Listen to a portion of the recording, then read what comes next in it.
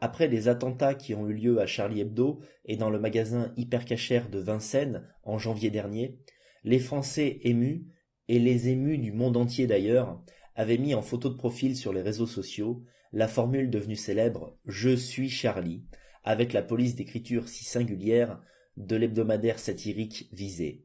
Je suis Charlie, entendre par là qu'ils étaient du côté de la souffrance des journalistes et des civils tués dans l'opération, unis a priori contre l'obscurantisme des agresseurs, lesquels se revendiquaient et se revendiquent encore musulmans. Aujourd'hui, après le drame du vendredi 13 novembre et les plus de 120 morts causés par de nombreuses attaques kamikazes simultanées, le nouveau slogan mis en avant et sorti d'on ne sait trop où, par on ne sait trop qui, semble être le suivant: Pray for Paris, avec la très symbolique Tour Eiffel en guise de mascotte. Pray for Paris, en français dans le texte, priez pour Paris. Permettez-moi une petite analyse quant au sens d'un tel choix de mots, qui en premier lieu m'a semblé tout à fait surprenant. Pray for Paris. Pourquoi utiliser le mot prier? Pourquoi tous nos contemporains indignés utilisent le mot prier, quand eux ne prient, pour ainsi dire, plus aucun dieu, plus aucun ange, plus aucun saint, plus aucune cause réelle depuis des décennies? Après quelques heures de réflexion, j'ai compris que je faisais largement erreur. Les Pray for Paris prient bien quelque chose, ou plutôt, ils invoquent bien un principe divin, et je vais essayer de définir lequel dans les minutes à venir. Quel était le profil de l'homme ou de la femme Charlie qui, à présent, prie pour la sécurité de la ville de Paris? J'ai parcouru des centaines, j'irais même des milliers de profils Facebook et Twitter après les attentats de janvier, et aussi après ceux de la semaine dernière. Je voulais savoir ce que la masse pensait de telle tuerie, quelles conclusions elle en tirait, quelles choses elle ferait à l'avenir, quelles choses elle ne ferait plus. J'ai fini par établir un portrait type, un portrait robot ontologique du Charlie et du prayeur d'aujourd'hui, que je me permets de vous livrer sans détour. Ceux qui ont mis cette photo en guise de photo de profil sont, en général, des hommes et des femmes de couleur blanche, âgés entre 20 et 35 ans et habitant des pays d'Europe de l'Ouest ou d'Amérique du Nord. À en juger par leur goût, par leurs mots, par leurs mœurs, je n'emploie pas ici le mot au sens péjoratif du terme, je dis mœurs pour dire comment ils se comportent, comment ils ne se comportent pas. Il s'agit là encore très généralement d'une population caucasienne, chrétienne non pratiquante, dans de très rares cas, mais aussi et le plus souvent déchristianisée, c'est-à-dire de parents ou de grands-parents baptisés et croyants, tandis qu'eux ne le sont plus, agnostiques et ou athées. En général, ils sont athées. Souvent, on parle de gens que l'idée d'un Dieu unique et créateur fait sourire. C'est de toute façon à l'image de ce que nous vivons à l'intérieur de notre monde occidental moderne que nous connaissons, ma foi, fort bien. L'esprit rationnel, l'esprit des Lumières, ainsi qu'on le dit, a triomphé, et aujourd'hui, on ne fait plus de référence au Christ, spécialement en France et en Angleterre, qui sont, je pense, les pays d'Europe les plus Charlie qui soient. On ne parle du bon Dieu, donc, de notre bon Dieu, que dans une perspective historique, culturelle, ou bien souvent goguenarde. À une soirée entre amis, par exemple, on va dire « Ah, vous vous souvenez, quand on croyait à l'époque du Moyen-Âge, à la vie après la mort, au paradis, à l'enfer, et qu'on brûlait des sorcières, ah là là, quelle connerie !» Quoi d'autre? Aujourd'hui, on vit sa vie comme si c'était la seule, privilégiant le plaisir à l'accomplissement laborieux d'un but, l'immédiat à l'après. C'est loin, l'après. On ne sait pas si on pourra le vivre et en profiter, et comme il n'y a qu'une vie, etc. Vous comprenez la logique. Et enfin, on préfère l'agir, le vivre en société et le fun, à la prière et à l'introspection. À ce point-là de ma vidéo, je ne suis que dans l'exposition, je ne juge pas les opinions et les pensées, je les constate. La question qui se pose donc est: que prient en cœur ces milliers, osons le chiffre, ces millions de blancs et de blanches traumatisés par la fusillade du Bataclan et dans la rue de Paris de ce 13 novembre 2015? Dans un premier temps, je me suis dit, ce n'est qu'une façon de parler. Ils disent prier, mais ils ne le pensent pas, ils ne prient pas en fait, ce n'est pas une prière. Mais ce Pray for Paris a été évidemment pensé en termes d'impact public. Si on a choisi ce slogan, c'est parce qu'on a estimé que de l'utiliser de cette manière aurait un impact bien particulier. L'utilisation du verbe prier, à la connotation religieuse évidente, n'est donc pas anodine à mon sens. Et puisqu'on parle de sens, voici celui que le dictionnaire en ligne Larousse donne du verbe prier. Prier, s'adresser à Dieu, à un être surnaturel pour l'adorer, l'honorer, le supplier, lui demander quelque chose, exemple, prier Dieu pour qu'il pleuve demain. Or, nous avons dit que ces Charlie, ces Prayer for Paris, ne croyaient plus en Dieu, ni en l'au-delà, ni en la distinction âme-corps au sens strict. Ils croient que l'apparition de la vie est le fruit d'un heureux hasard, et donc qu'il n'existe ni créateur, ni destin, ni transcendance. Mais alors, quel Dieu ces gens-là sont-ils vraiment en train de prier? Mon diagnostic est le suivant. Ces gens-là ne prient ni le Dieu musulman, bien sûr, ni le Dieu que prient les chrétiens, ni celui que prient les juifs. Loin de là. Ces gens-là prient le Dieu diversité. Le Dieu diversité. On pourrait lui donner 3 appellations synonymiques. Le Dieu multiculturalisme, le Dieu vivre ensemble, ou bien donc le Dieu diversité. Je préfère cette dernière formulation car le mot diversité est celui que l'on entend le plus souvent dans la bouche des intellectuels télé et presse que je considère aujourd'hui comme les pires ennemis du genre humain. Comme tous les croyants, les diversistes, ainsi que je les appellerai par communauté de langage dans la suite de ce texte, c'est-à-dire ceux qui pensent que leur Dieu désire voir apparaître un monde où vivent en toute promiscuité des êtres de toutes les couleurs possibles, eh bien, ces diversistes n'ont aucun moyen de prouver l'existence et la seigneurie, c'est-à-dire le pouvoir réel, de leur Dieu sur la terre et sur les hommes. Un catholique est pareillement convaincu de l'existence de Dieu, sans preuve tangible pourtant, parce qu'il en est tout simplement convaincu, par l'intuition qu'il en a d'abord et par l'éducation qu'il a reçue à ce sujet ensuite. Le diversiste, lui aussi, a reçu une éducation méticuleuse et spécifique par les professeurs de gauche socialiste ou radicale qui l'ont chaperonné. Ce n'est un secret pour personne, au sein de l'éducation nationale, on vote à gauche depuis 1789 environ. Le diversiste subit donc cette instruction vivre ensembliste tout au long de son parcours, de 4 à 16 ans au moins, à l'école de la République. Il en a conclu que Dieu était un être de paix, probablement métissé ou sans race définie, et que son projet pour le monde était de faire vivre un tas considérable de gens différents, au même endroit, et selon une seule et même loi. Le diversiste ne peut pas prouver que son utopie est la meilleure de toutes, et qu'une fois aboutie, elle apportera à l'humanité le bonheur, mais il est sûr et certain qu'elle l'apportera, ce bonheur, certain à 100%, comme le chrétien intégriste est persuadé qu'une terre et un pays sans Christ forment un état dépravé et sale, et comme un musulman intégriste estime que les terres non musulmanes sont celles des koufars, c'est-à-dire des incroyants, et que tant qu'il en existera une quelque part à la surface du globe, la paix ne pourra aboutir. On pourrait aussi parler de la paix de Shalom que poursuivent les Juifs. Là encore, l'idée motrice reste la même, à savoir « quand mon monde aura éclos, la planète sera sauvée, la vie sera belle et les gens heureux ». Le monde magique de ceux qui sont Charlie, petite note, je ne dis pas que je ne compatis pas avec la famille des victimes. Je précise que pour ma part, je n'ai pas mis ce slogan sur mon mur Facebook en guise d'étendard, pour des raisons qui ne concernent que moi. Le monde des Charlie, disais-je, et des diversistes plus exactement, est une plateforme mouvante, affectueuse, lubrique, où, pour donner l'exemple de la France, 10 millions de musulmans, 7 millions de noirs africains, dont nombre ne sont pas musulmans, 15 millions de chrétiens catholiques, protestants ou orthodoxes, 35 millions d'athées et une poignée de millions encore d'asiatiques, chinois essentiellement, aux croyances souvent polythéistes d'ailleurs, vivent en paix, côte à côte, et s'apportent de bonnes choses mutuellement, sans haine, ni malice, ni brutalité. Voici venu le temps des rires et des chants. Dans l'île aux enfants, c'est tous les jours le printemps. C'est le pays joyeux, des enfants heureux, des monstres gentils, oui c'est un paradis. Pour l'instant, ce beau programme ne semble pas fonctionner du tout. Les chiffres de la violence, qu'on peut notamment découvrir ahuris dans le livre de Laurent Oberton, La France orange mécanique, que je vous conseille, ou bien le livre d'Hervé Ryssen, Le racisme anti-blanc, prouvent que la France des années 2010 connaît une délinquance et une cruauté, notamment en banlieue, inédite à travers son histoire. Il n'y a qu'à comparer le nombre de viols par habitant et par an, en France, avec le taux de ces mêmes crimes en Hongrie, ou les taux de la Pologne, ces deux pays n'étant pas pour l'heure des pays multiculturels. Disons, pour rester précis, dans des proportions si faibles qu'il n'est même pas utile de le mentionner. Pour comprendre que la promiscuité entre groupes ethniques et religieux différents ne se passe pas dans la douceur. Bien au contraire. Qu'on ne nous livre pas l'argument « la pauvreté engendre la violence » sur un plateau, car le pouvoir d'achat des Polonais ou des Hongrois est bien moins grand que le nôtre. Il doit donc y avoir une autre raison qui explique cet échec. En tout cas, en multiculturali, en France, il y a quelque chose qui ne tourne pas rond. D'ailleurs, le diversiste le constate, dès que son salaire de fin de mois le lui permet, il cesse d'habiter dans les zones de vie où la diversité règne, et que nos gouvernants appellent de manière tout à fait mensongère zone de mixité sociale, alors qu'il s'agit en réalité de mixité ethnique. C'est donc bien que le diversiste sait que, si sur le papier, l'idée du vivre ensemble est merveilleuse, et je dis ça sans aucune ironie, j'aimerais vraiment que ça fonctionne, ce serait beaucoup plus simple pour tout le monde, eh bien, en pratique, ça ne fonctionne pas.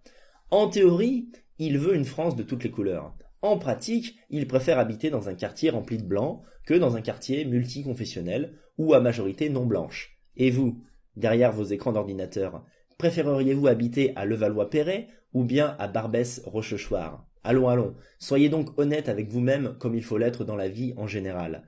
J'habite personnellement au cœur du 93, le département 93, oui oui. Quand je propose à des amis provinciaux en visite à Paris le gîte, ils sont d'abord contents de pouvoir séjourner en Île-de-France gratuitement. Et quand je leur dis ensuite que j'habite en Seine-Saint-Denis, la plupart du temps, ils cherchent un autre squat en me remerciant poliment pour l'invitation. Ce sont les mêmes qui, à chaque élection, votent à gauche ou s'abstiennent pour se donner bonne conscience. Ainsi que je viens de le dire, le diversiste est perplexe et remarque que l'apport d'extra-européens en France, et cela en grande quantité, ne se passe pas finalement dans les meilleures conditions et s'accompagne même assez souvent de violence et d'insécurité. Par contre, et parce qu'il croit à la sagesse et à la grandeur de son Dieu, le Dieu diversité, il est persuadé qu'il faut continuer dans cette voie, coûte que coûte, et qu'un beau jour, le vivre ensemble se mettra subitement à marcher. Comme ça, abracadabra. Tout le monde se déteste, et bim, tout le monde s'aime. Magie, magie. Tout le monde s'aimera quand il y aura assez d'étrangers, apparemment il n'y en a pas encore assez en France, quand les mentalités auront évolué, moyennant quelques petits ajustements, quand les poules auront des dents, ou bien à la semaine des 4 jeudis. Bref, un beau jour, ou peut-être une nuit, nous serons tous heureux, tous ensemble, tous différents, à côté, unis contre toutes les formes de racisme et de xénophobie. Oui, chef. Le diversiste est persuadé que sa religion sera la plus forte, et justement dans le cas qui nous concerne, plus forte que celle des kamikazes islamistes. Et oui, il ose. L'amour plus fort que les kalachnikovs, les fleurs plus fortes que les kalachnikovs, la paix plus forte que les kalachnikovs. Quand on voit les diversistes lancer des « même pas peur » aux djihadistes, place de la République, en banderoles et entourés de bougies, je les crois volontiers. Ils n'ont pas peur, ils sont sûrs d'eux. Leur Dieu est le plus fort, ils en sont persuadés, il va les faire triompher. Ce sera dur, long, épineux, mais il triomphera et il les fera triompher, leur Dieu si bon. Ça ne peut pas se passer autrement, vous entendez? Alors oui, quand les coups de feu claquent, et même quand il s'agit d'une fausse alerte, ils filent en courant, comme on peut le voir d'ailleurs sur cette vidéo. Revenons à présent sur ce mouvement de panique place de la République à Paris où s'étaient rassemblés de nombreux Français pour honorer la mémoire des 132 victimes. Il s'agit heureusement d'une fausse alerte. Emmanuel Dupont.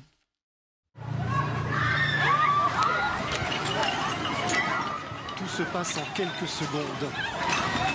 Place de la République, des Parisiens prennent la fuite en poussant des cris, en piétinant les bougies et les fleurs qu'ils ont déposées depuis avant-hier pour rendre hommage aux victimes. Mais sur le long terme, et dans les conclusions qu'il tire après chaque drame, le fil rouge est maintenu en dépit du bon sens. On continue de faire entrer des non-français sur le territoire, en grande quantité, qui ensuite deviennent français, par le droit du sol, puis par le regroupement familial, et on n'a pas peur, la mayonnaise va finir par prendre un jour. La positive attitude en gros. Ah oui, ils sont pleins d'optimisme. Ils sont vraiment persuadés que leur Dieu de diversité sera plus fort que tout, c'est-à-dire en l'occurrence plus fort qu'Allah. Je vous le jure, sur la santé de toute ma famille réunie, j'ai fini par les connaître par cœur. D'abord parce qu'avant, petite confession, j'étais assez diversiste moi-même, très marxiste aussi sur les bords et même franchement au milieu. Je vous donne un exemple. Quand je me trouvais dans un métro où les blancs étaient en minorité, et quand je ne me faisais pas ennuyer, insulter, regarder de travers par ceux qui ne l'étaient pas, blancs justement, je me sentais on ne peut mieux. C'était inconscient, mais c'était là. L'allégresse marxiste pure.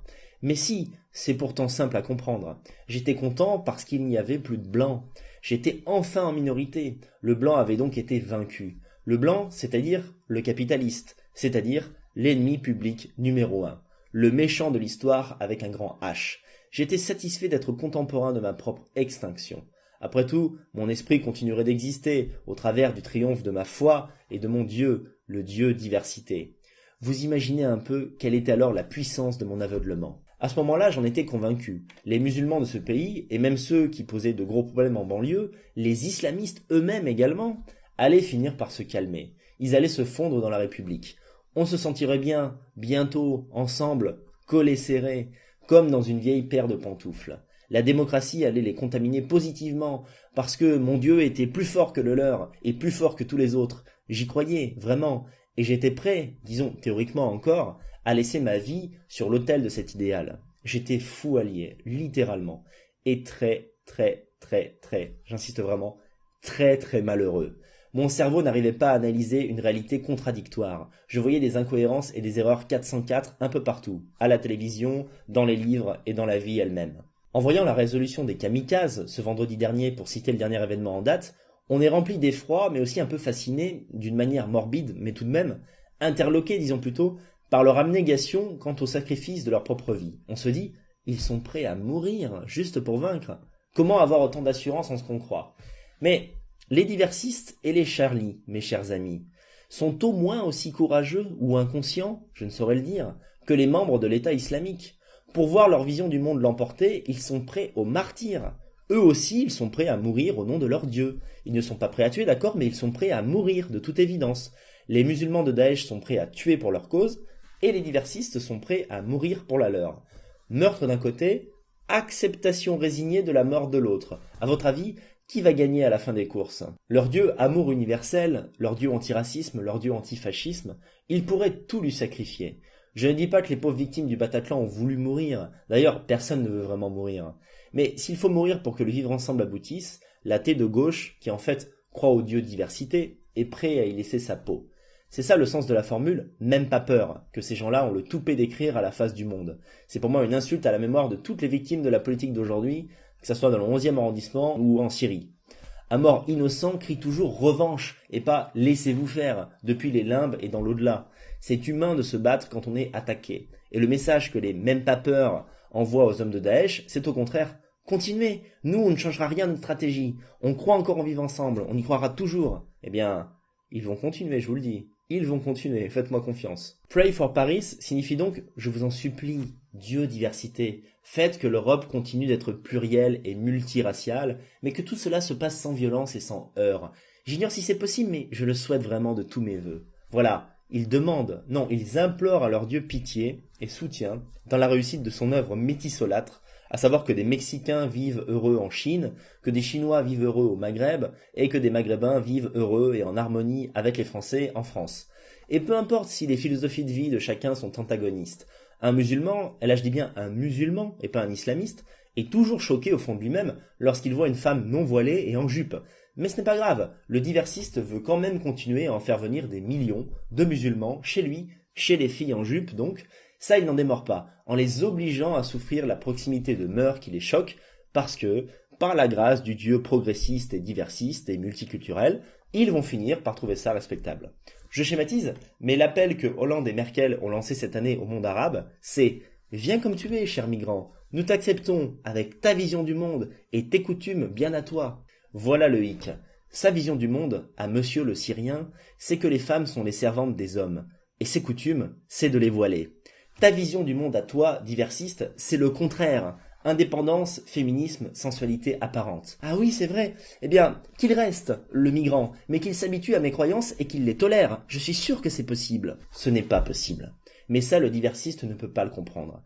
Il ne peut pas comprendre qu'en dépit du confort nouveau que la vie en France lui offre, l'immigré musulman puisse être incommodé par son athéisme ambiant et ceux qui l'impliquent, au point de sombrer dans la haine des non-musulmans qu'il côtoie tous les jours. C'est-à-dire les Français de souche. C'est pourtant le sens même du départ des Arabes français vers la djihad en Syrie. Ils partent parce qu'ils nous trouvent absolument et définitivement répugnants. Ils veulent nous, en tout cas vous diversistes, ils veulent vous faire payer vos errances et vos attitudes d'Européens décontractés. Je n'invente rien. Écoutez les communiqués de Daesh avant d'hurler au Troisième Reich incarné en ma personne. C'est la raison qu'ils invoquent pour justifier leurs attaques. Celle-là et pas une autre. Pray for Paris, c'est une prière, mais c'est aussi une question lancée au firmament. Depuis 3 jours, je vois les « Pourquoi ? Why ?» s'afficher un peu partout dans les fils de conversation des uns et des autres, sur Facebook et sur Twitter. À chaque attaque terroriste, d'où qu'elle vienne, les diversistes se demandent comment le ciel a pu ainsi leur tomber sur la tête. Mais que t'a-t-on fait, Dieu diversité? Pourquoi subir ainsi la foudre de ton ressentiment? Ils me font penser à des guerriers païens du Sud-Sahara qui demanderaient au dieu des nuages et des pamplemousses pourquoi il ne pleut pas sur leurs champs depuis plus de 5 mois. Ils ne voient pas du tout le lien Syrie, France, Daesh, mort. Ces myopes votent pour des partis atlantistes et interventionnistes qui bombardent tantôt Bachar el-Assad, tantôt Daesh, selon des logiques qui leur échappent complètement, et ils ne comprennent pas pourquoi ils en meurent. Quand la guerre n'est pas chez eux ou visible devant leur écran d'ordinateur, tant que les monsieur Sylvestre de la masse média ne la leur expliquent pas point par point en ces termes, ce qui se passe c'est qu'on a raison et eux en face ils ont tort. La guerre les indiffère, ou plus exactement, ils la trouvent juste. C'est assez incroyable d'imaginer comme le diversiste entend les décisions de l'ONU et du président des États-Unis et comme il les suit, comme si elles étaient de véritables paroles d'évangile. J'ai pu notamment le constater en l'an 2011 déjà, alors que la conformation de mon cerveau était petit à petit en train de changer, lors d'une soirée étudiante où j'ai fini par faire dégager tous les participants au débat de chez moi à coups de pied dans le derrière. Quand Obama et Sarkozy ont dit « La Libye c'est mal, il faut y faire la guerre », les diversistes parmi mes camarades ont dit « La Libye c'est mal, il faut leur faire la guerre ». Ils ne savaient même pas placer la Libye sur une carte, et ils ne faisaient même pas l'effort pendant cette guerre de se renseigner à son sujet. Dommage, ils auraient alors compris que la Libye était un État prospère, laïque, où les minorités non musulmanes demeuraient bien traitées, ce qui est assez rare pour être souligné. Un pays qui connaissait la paix sociale, le plein emploi, et un taux d'alphabétisation presque supérieur aux standards européens.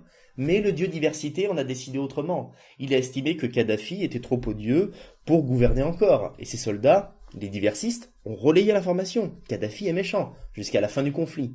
Quand le dieu diversité, par la voix des papes que sont aujourd'hui le président des États-Unis et d'Israël, et de leurs cardinaux bien-aimés, les présidents d'Europe de l'Ouest, quand ils estiment de concert que c'est pour le bien de la démocratie, qui est le seul régime politique dans lequel aiment à baigner les diversistes, eh bien, ils sont prêts à assumer toutes les conséquences des actions de leurs armées. Kadhafi était tout de même un chef d'État. Ce n'est pas rien, c'est une position qui se respecte. La France, en cœur avec l'OTAN, a favorisé la disgrâce et la torture de ce chef d'État qu'elle a livré aux rebelles qui l'ont roué de coups jusqu'à la mort et sodomisé avec une baïonnette. Oui, vous ne le saviez pas, je vous l'apprends. Kadhafi a été sodomisé avec une baïonnette, peut-être même plusieurs, avant sa mort. Tout ça n'est pas très Charlie dans l'esprit. Sans compter ses enfants, les enfants de Kadhafi, qui ont été bombardés et tués, morts qu'on a mis sur le compte des dommages collatéraux. Mais ce n'est pas grave, c'était pour le bien de la diversité, c'était pour le bien de la démocratie mondiale, c'était donc nécessaire. Tous les dirigeants auxquels l'ONU et l'OTAN collent l'étiquette dictateur finissent assassinés, avant toute forme de procès. Je ne dis pas que les gens que je vais citer à la seconde sont des anges de bonté, je dis qu'il s'agissait de personnes importantes et de chefs d'envergure mondiale, et on entend les chefs, on écoute leurs témoignages avant de les juger ou de les tuer. Saddam Hussein, assassiné. Milosevic, en prison, juste avant de témoigner, comme par hasard. Kadhafi, assassiné, on l'a dit. Ben Laden, ça c'est la meilleure, assassiné par les services américains, nous n'avons pas de photos, nous n'avons pas son corps, jeté à la mer pour respecter le rituel religieux musulman. Évidemment, quel grand cœur ont ces diversistes, c'est épatant, etc., etc., etc. Bref, les diversistes et leurs chefs ont la mollesse dure. Ils veulent un monde ouvert, tolérant. On chuchote et on laisse tout le monde s'exprimer. Mais pour y parvenir, ils sont prêts à tuer tout ce qui se présente sur leur chemin. Quelle hypocrisie! Les quidams qu'on interroge aujourd'hui dans Paris appellent de tous leurs vœux à ne pas sombrer dans la haine. Ils ont le mot amour plein la bouche. Pendant ce temps-là, les bombes françaises prennent leur revanche en Syrie. Il faut être cohérent. Si on les bombarde, c'est qu'on est fâché. Alors pourquoi ne pas le dire? Pourquoi prétendre le contraire et noyer la masse sous des hectolitres de discours guimauves? C'est ça le diversisme, c'est dire « je suis gentil, moi », tout en agissant méchamment et sans réfléchir à ce que cela entraîne ensuite. Quand le diversiste prie pour Paris, il invoque son Dieu d'un air perplexe. Mais d'où viennent ces attentats au juste? Eh bien, ils viennent de l'État islamique, c'est factuel, qui a prévenu, plusieurs jours avant de les faire, qu'il les ferait si on continuait de bombarder leur position. On a continué de bombarder l'opposition, ils l'ont fait. On montre la solution de l'équation aux diversistes, mais ils persistent et ils signent. Mais pourquoi 2 et 2 font 4? Ça ne me semble pas logique. Qu'on me comprenne bien, je ne légitime en aucun cas ces horribles attentats. Tous ceux qui me connaissent et me suivent depuis un moment savent ce que je pense de ces atrocités et du meurtre de civils en général. Ce que je dis, c'est que ça ne vient pas de nulle part, que les choix stratégiques des chefs d'État que nous choisissons ont un impact sur la politique extérieure, qui à son tour a un impact sur notre politique et notre sécurité intérieure. C'est l'évidence même, mais il faut toujours rappeler aux diversistes, qui sont véritablement aveuglés d'ignorance envers tout ce qui n'est pas eux, que leurs actes ont des conséquences, et parfois, excusez-moi de l'expression, des putains de conséquences. Le diversiste, comme tout bon fanatique, est persuadé d'avoir raison, et il aime à imposer son idée du monde aux autres, par la force s'il le faut. La politique des Républicains jusqu'en 2007, et à présent des socialistes français, il en est très fier. Pour lui, l'interventionnisme est la condition sine qua non de l'avènement de son empire multiethnique et bisounourseau démocratique sur l'ensemble de la planète. S'ils n'en veulent pas de la démocratie, ces peuples du désert, eh bien, on la leur fera manger. Tu ne veux pas être démocrate comme on te demande de l'être, Bachar? Bon, il a été élu par son peuple, mais là-bas c'est truqué. Le diversiste le sait, dans ces pays-là, tout est toujours truqué. C'est comme en Russie. Poutine fait de gros scores, mais c'est parce que c'est truqué. Le diversiste n'est pas raciste, non, bien sûr. Mais quand même, au fond de lui, il peut pas s'empêcher de penser que tous les pays en dehors du sien sont corrompus et remplis de connards. Un racisme autorisé en gros, un racisme de gauche. Bref, Bachar el-Assad, tu ne veux pas faire ce qu'on te dit? Eh bien, bombe dans ta gueule, au nom du Dieu diversité, Dieu liberté chérie, Dieu athée et grand, camarade. Et toi, musulman, deviens démocrate, tu peux le faire, on sait que tu peux le faire, on sait que tu peux triompher de ta foi à toi, et si toutefois tu ne veux pas le faire, ce sera une bombe dans ta gueule pour changer. Les réponses à tous les peuples, tous les groupuscules et tous les petits États souverains qui refusent la démocratie à l'occidentale, refusant par là même l'abandon du patriarcat pour une société féministe, antiraciste et multiraciale, c'est invariablement bombe dans vos dents, espèce d'islamo-fasciste. À cette étape, et aussi fou que cela puisse paraître, le diversiste ne voit toujours pas le lien avec le drame du Bataclan et ses choix d'électeurs. Encore une fois, bande de gros malins, je ne suis pas du côté des terroristes, je dis qu'il y a un lien et que cela est notable. Ces attaques ne viennent pas de nulle part, Daesh n'attaque pas les pays qui ne les bombardent pas, le voilà le lien. Mais le diversiste ne veut établir de lien entre rien et rien. Les liens de causalité, ça fait trop rigoureux, ça sonne fasciste. D'ailleurs, tout ce qui tient à peu près debout est fasciste. Par exemple, il n'y a pas de lien entre immigration et terrorisme. Ah non, il n'y a aucun lien. Bon, l'enquête en cours est en train de conclure qu'un des kamikazes de vendredi était un migrant qui était passé par la Grèce, mais il n'y a toujours aucun lien entre immigration et terrorisme. Un autre était un Français de papier, très certainement immigré de 3e ou 4e génération sur notre sol, un Maghrébin, mais non, rien à faire, n'insistez pas, il n'y a pas de lien avec les attentats. Il n'y a pas de lien non plus entre la détestation que les islamistes vouent à la démocratie en tant que système de vie et la haine qu'ils vouent aux Français de souche. De plus en plus de Français musulmans partent vers l'État islamique pour échapper à la démocratie, qui est incompatible avec leurs valeurs, mais rien à faire, aucun lien, rien avec rien vous dis-je. Le seul lien qui existe dans leur petite tête, c'est celui entre le Front National et tous les autres problèmes du monde. Magique. Il faut continuer à faire venir des musulmans nouveaux sur notre sol, en croisant les doigts pour qu'ils deviennent démocrates, et il faut continuer à aller les dénicher en Orient, à la source, pour les convertir à l'amour du Dieu diversité. Le Dieu libre-arbitre, c'est-à-dire celui qui permet de choisir consciemment de perdre toute identité pour se fondre dans celle des autres, qui à leur tour disparaissent dans le néant des nôtres. Joli programme. Les diversistes font la guerre partout pour libérer les peuples opprimés, et libérer même ceux qui ne veulent pas l'être, parce que, de leur point de vue, que le diversiste ne respecte pas, ils ne sont pas emprisonnés, tout simplement. Les musulmans ont choisi l'islam et pas la démocratie. C'est leur choix. Ils ont le droit de l'avoir choisi. Si un jour un parti démocrate musulman voit le jour, il s'agira d'une complète entourloupe pour faire voter la charia en France, car les deux concepts s'opposent en réalité, islam et démocratie. Les diversistes de gauche n'ont à ce titre absolument aucune idée de ce qu'est la foi en Jésus ou en Allah. Ils trouvent simplement l'idée exotique, mais ils n'en comprennent pas les tenants et les aboutissants. Pour le diversiste, le chrétien est celui qui a une petite croix autour du cou. Le juif est celui qui porte une kippa de temps en temps, on ne sait pas trop quand. Et le musulman, celui qui porte des sandales et une djellaba le vendredi et qui mange des bons tagines. Mais à part ça, ils sont pareils que tout le monde. Ils peuvent très bien être sur la même longueur d'onde sur à peu près tous les sujets. Les différences entre religieux et athées sont d'ordre cosmétique aux yeux malades du diversiste démocrate. Ils ne mangent pas de porc, à part ça, bon, on est à peu près pareil. On est à peu près pareil surtout, hein. Parce qu'au fond, on est tous égaux et qu'on peut tous vivre ensemble selon des lois complètement identiques. Waouh! Folie que tout cela. Le plus révoltant et le plus tragique, c'est que les diversistes imputent la responsabilité des attentats aux patriotes français d'une façon indirecte mais concrète. C'est-à-dire qu'ils estiment que ce sont les mecs comme moi qui rendons les conditions de vivre ensemble impossibles par notre haine et parce que nous stigmatisons tous avec tout et qu'en retour, les djihadistes se vengent en tuant des Français innocents. C'est vraiment le monde à l'envers, et cela mériterait bien des procès pour injures publiques. Les terroristes islamistes ne se vengent pas de la Vierge Marie, de Jésus, de Jean-Marie Le Pen ou du maréchal Pétain, messieurs les diversistes. Ils se vengent de vous et de votre monde pluriel qu'ils exècrent à un degré de haine inimaginable. Vous ne pouvez pas les forcer à l'aimer, votre monde. Vous ne pouvez pas les forcer à adopter votre modèle à tout prix. Vous n'avez pas le droit de le faire, vous comprenez? Vous n'avez pas le droit de le faire parce que c'est inhumain, ça n'est pas moral.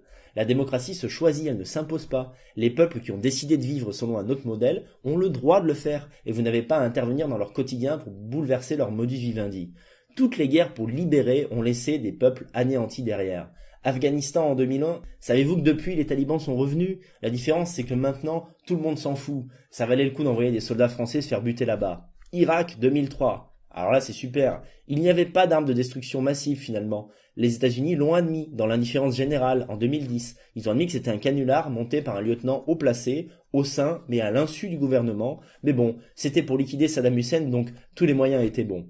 Si vous ne me croyez pas, si vous croyez que je complote, je vous mettrai une source dans la description. Donc allez-y, regardez le lien et vous verrez si je mens.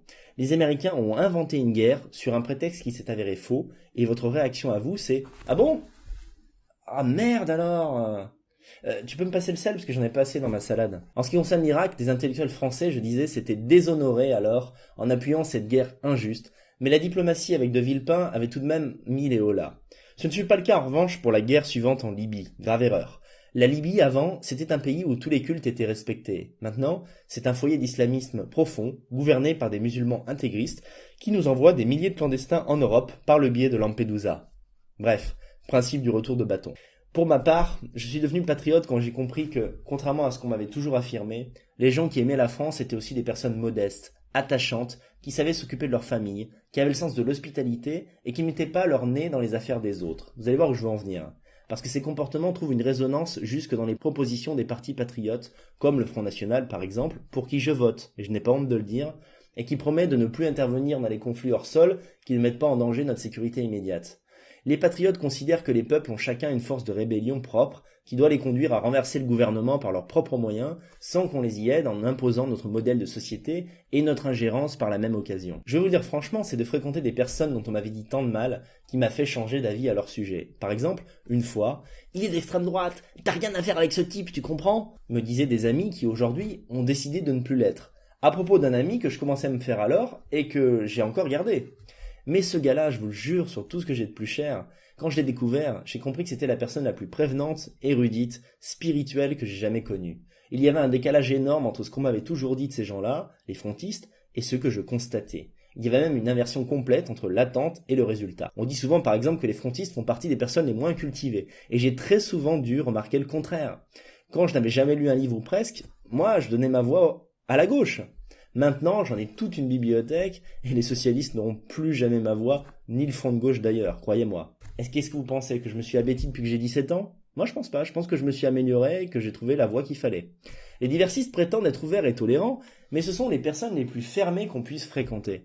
Ils sont ouverts tant que vous êtes plus ou moins d'accord avec eux, sinon vous subissez la foudre de leur inquisition. Ils sont persuadés de détenir une vérité unique et éternelle, et que quiconque ne la partage pas est un Hitler en puissance. Ce sont des nazis verts, en gros, des fascistes de gauche morale. Le gentil, c'est le non-blanc, en toutes circonstances, et même quand il fait du mal, il ne le fait jamais exprès, dans le fond. Ils infantilisent les erreurs commises par les orientaux ou par les africains, comme on pardonne tout à un enfant. C'est un enfant, c'est pas de sa faute, après tout. Ils font pareil avec les immigrés. C'est même insultant pour les immigrés qui arrivent à se comporter bien. Je vous le dis, dans leur tête, le méchant, c'est le blanc, qui est responsable de tous les maux humains et de toutes les souffrances. Si les attentats du Bataclan avaient été effectués par des blancs chrétiens, ils n'auraient pas dit pas d'amalgame, au contraire, ils auraient hurlé non à l'obscurantisme. Les Femen auraient été sortis avec virulence, manifestations hostiles, et sans aucune espèce de retenue. On ne lui pardonne jamais rien aux blancs, et si lui se livrait au terrorisme de façon régulière, on dirait que c'est la méchanceté fondamentale de son sang qui s'est exprimée, le nazisme intrinsèque à sa nature qui refait encore surface. On l'a vu après Charlie Hebdo. Manuel Valls a voulu s'attaquer à Daesh en opérant un drôle de billard à 3 bandes. Il l'a dit quelques jours après l'affaire. Je veux dire à l'occasion de ce drame que nous combattrons toutes les formes de révisionnisme et de racisme. Mais quel rapport avec le révisionnisme ? Quel rapport avec le racisme ? À l'écouter, les frères Kouachi et Amédi Koulibaly s'étaient mis en tête de passer à l'acte après s'être lancé un petit meeting de Marine Le Pen à fond dans les écouteurs. C'est ridicule. Même quand il n'est pas coupable, le blanc est au fond toujours responsable de quelque chose. Les intégristes sont méchants avec nous, il faut leur répondre par plus d'amour. Entendez par là que si nous les avions aimés davantage au préalable, sur notre territoire, ils n'auraient peut-être pas fait ça. Donc oui, c'est de notre faute, la faute de l'Européen patriote et nationaliste. Moi je place plutôt la faute directe sur les épaules de nos gouvernements, et la majorité des gens est en train de penser la même chose que moi. Ce n'est pas une fois qu'il est arrivé sur notre sol qu'il faut lui manifester de la délicatesse et du respect à l'autre. C'est en lui fichant la paix chez lui qu'on lui donnera la meilleure marque d'estime. À présent que la guerre est enclenchée, plus aucune diplomatie ne semble possible. Mais quelques mesures pourraient cependant sauver les meubles et limiter les pertes humaines. Et ces mesures, c'est entre autres choses le Front National qui les propose. Et c'est pour ça que moi, ex-homme de gauche, je lui donnerai ma voix au régional, puis au présidentiel en l'an 2017. Maintenir l'alliance avec la Russie pour neutraliser, je dis bien neutraliser, pas immoler, les extrémistes qui projettent ou ont mené des attaques sur notre sol. Mais laisser le peuple syrien, en revanche, décider de son avenir et de celui de son président. Fermer les frontières ensuite, car la France est déjà pleine et multiculturelle. Plus, ce serait devenir minoritaire sur notre propre sol. Et la France, alors, ne serait plus la France, c'est évident. Les fermer pour de bon, ces satanées frontières, et réintroduire les douanes. Enfin, quand vous allez aux États-Unis et que vous restez 30 ou 40 minutes à la douane, est-ce que ça vous affecte tant que cela? Qu'est-ce qui vous ennuie autant dans le principe du contrôle d'identité, bon sang de bonsoir? Assez de mixité, assez de vivre ensemble, assez de chômage pour tous ces gens qui existent côte à côte à leur corps défendant et qui ne sont pas heureux de cette manière. Ensuite, ne pas crier au fascisme quand un élu ou le peuple, par la voie des manifestations, demande l'application réelle des peines de justice. Exemple, la personne qui a logé les terroristes en Seine-Saint-Denis, c'est quand même assez grave, avait précédemment été condamnée pour le meurtre au couteau d'un jeune noir. Pourquoi cet assassin était-il en liberté? Pourquoi se demande-t-on si les djihadistes doivent être réintégrés dans la société? C'est quand même incroyable. Aller en Syrie est un acte de trahison envers l'État français. Pourquoi réintégrer ces renégats? Pourquoi les socialistes s'évertuent-ils à laisser les criminels en liberté? Pourquoi les socialistes nous veulent-ils du mal? Pourquoi Manuel Valls et François Hollande nous veulent-ils du mal? N'avons-nous pas liquidé les collaborationnistes après la guerre? Depuis quand faire injure et comploter contre son propre pays en lui faisant payer le prix du sang n'est-il plus condamnable? Expulser ensuite, et pour finir, tous les prêcheurs apocalyptiques, quelle que soit leur religion, qui prônent la violence contre l'autochtone et l'accueillant, c'est-à-dire le français lui-même. Cette SOS s'adresse donc aux diversistes qui m'ont écouté jusqu'au bout. Déjà, merci. Vous pouvez faire un pas vers la raison et vers la vérité en vous intéressant de plus près à la politique, en lisant davantage, ne pas prétendre que vous avez lu lire vraiment, parce que quand on lit vraiment, on ne peut plus être de gauche. Et pas seulement des livres de gens qu'on voit à la télé, des livres divers, écrits par divers auteurs, pas forcément toujours du même bord. À l'issue de cet apprentissage, deux options se présenteront à vous. La première, c'est continuer d'enfoncer la tête dans le trou, en espérant de toutes vos forces que ça va marcher, alors que ça ne va pas marcher. Les courbes de natalité montrent que l'idée d'une France à plusieurs visages reculera de plus en plus devant le nombre de musulmans d'origine africaine. Il n'y aura bientôt plus de diversité, c'est ça que j'essaie de dire. Il y aura des Arabes et des Noirs français africains en proportion majoritaire. Si c'est votre choix, alors Vox Populi, Vox Dei, je n'ai plus rien à dire, plus la peine de dépenser de la salive. J'irai m'expatrier dans un autre pays.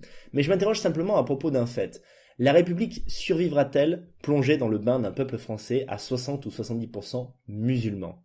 Vous êtes déjà posé la question? Il ne s'agit pas de prédiction à la Nostradamus, mais d'un avenir certain et quantifiable qui nous attend au bout de ce triste chemin. Serons-nous encore démocrates lorsque la France sera devenue musulmane? C'est une question que je vous pose. Et elle le sera, mes amis, elle le sera, c'est inexorable. Il suffit de lire les registres de naissance et de mort des 30 plus grandes villes de France pour voir qui naît et pour voir qui meurt. D'ailleurs, les diversistes les plus entêtés, les diversistes de renom comme Jean-Luc Mélenchon, s'en félicitent sans honte dès qu'on leur tend un micro. Elle est tellement à côté de ses pompes qu'elle n'est pas au courant que le pays a changé. Voilà, il a changé, nous sommes contents en plus qu'il ait changé comme ça. C'est pour aggraver ses ennuis. Hein. On est content, on est le peuple record d'Europe des mariages mixtes. C'est très bien, on est très content. Et si vous voulez, je vous lis, parce que je l'ai gardé dans mon cartable, hein, le bulletin des naissances qui paraît dans les DNA. Je l'ai lu ce matin, hein, et ça m'a beaucoup plu. Je vois qu'il y a toutes sortes de prénoms très exotiques et qui forment de bons petits français, et ça me plaît beaucoup. Ou alors vous pouvez vous réveiller, deuxième solution, dire non à votre suicide, faire pression sur les veines de votre honneur pour les empêcher de couler encore, et foncer vers l'hôpital le plus proche. Ne plus prier immédiatement le Dieu multiculturalisme, votre Dieu qui est un diable en réalité, et qui cherche à vous nuire. Ça n'est pas un Dieu, c'est le gourou d'une secte morbide. Il pointe la mauvaise direction du doigt, et vous y courez, comme un assoiffé suit un mirage à travers les dunes. Un des meilleurs leviers de réaction est à mes yeux le Front National, qui en proposant une politique intérieure ferme et intransigeante, et une politique diplomate faite d'échanges commerciaux, de pacifisme et d'écoute vis-à-vis des pays voisins autres, fait preuve à mon goût d'un bon sens remarquable. Oui, je crois que Madame Le Pen aime son pays, et je ne crois pas que François Hollande, Nicolas Sarkozy, BHL et Jacques Attali aiment la France et la servent comme Marine pourrait l'aimer et la servir. C'est là ma conviction profonde. Les régionales, c'est le 6 et le 13 décembre. Allez-y et par pitié, faites ce qu'il faut. Si cette vidéo vous a plu, n'hésitez pas à la partager sur les murs des Pray for Paris de tout poil ou en message privé avec eux. Je vous demande de vous y mettre tant que le fer est chaud, parce qu'aussi fou et détestable que cela puisse paraître, dans 4 à 5 semaines, les gens auront repris leur quotidien de vie et alors, tout le monde s'en foutra. Votre rôle à vous, c'est de faire vivre la vidéo le plus longtemps possible, histoire de bien leur rafraîchir la mémoire et ne pas laisser tomber cet atroce carnage dans l'oubli. Quant à vous, diversistes, c'est à vous que je m'adresse pour finir. Oserez-vous franchir le pas, comme nous l'avons fait nous-mêmes quelques années en arrière, en gobant la pilule rouge pour sortir de ce monde illusoire jusqu'ici promis par la pilule bleue. Pilule rouge, pilule bleue. Bon, en l'occurrence, il s'agit de M&M's, mais vous avez très bien compris la métaphore. Moi, je préfère gober la pilule rouge. À bientôt, merci de votre attention, et puis, vive la France, quand même.